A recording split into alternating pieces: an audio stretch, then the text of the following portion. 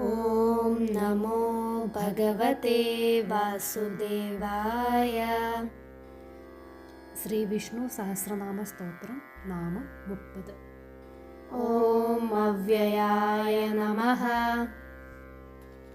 ഹരേ കൃഷ്ണ കൃഷ്ണ കൃഷ്ണ ഹരേ ഹരേ, ഹരേ രാമ രാമ രാമ ഹരേ ഹരേ. നാമം 30.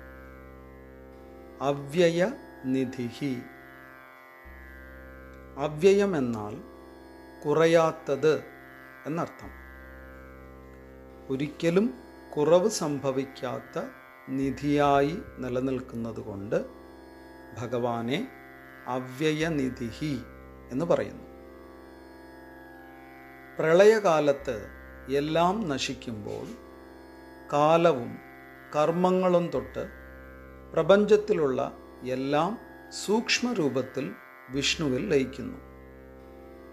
പ്രളയം കഴിഞ്ഞ് പ്രപഞ്ചം വീണ്ടും രൂപം കൊള്ളുമ്പോൾ എല്ലാ വസ്തുക്കൾക്കും കർമ്മങ്ങൾക്കും കാലത്തിനും ഗുണങ്ങൾക്കും ആധാരമായി വർത്തിക്കുന്നതും വിഷ്ണു ഭഗവാൻ തന്നെയാണ്. അതുകൊണ്ട് അദ്ദേഹത്തെ അവ്യയനിധി എന്ന് പറയുന്നു. സാധാരണഗതിയിൽ കനകം, വജ്രം, വൈഡൂര്യം തുടങ്ങിയ അമൂല്യ വസ്തുക്കളുടെ ശേഖരത്തെയാണ് നിധി എന്ന് പറയുന്നത്. ഭക്തന്മാരെ സംബന്ധിച്ച് ഭഗവാൻ തന്നെയാണ് ഏറ്റവും അമൂല്യമായ നിധി. നിധി സ്വാധീനത്തിലായാൽ ഏതാഗ്രഹവും സാധിക്കാം. അതുപോലെ സർവപ്രപഞ്ചത്തിനും ആധാരമായ ഏറ്റവും അമൂല്യ നിധിയായ വിഷ്ണു ഭഗവാന്റെ കാരുണ്യമുണ്ടെങ്കിൽ പിന്നെ അപ്രാപ്യമായി ഒന്നും തന്നെയില്ല.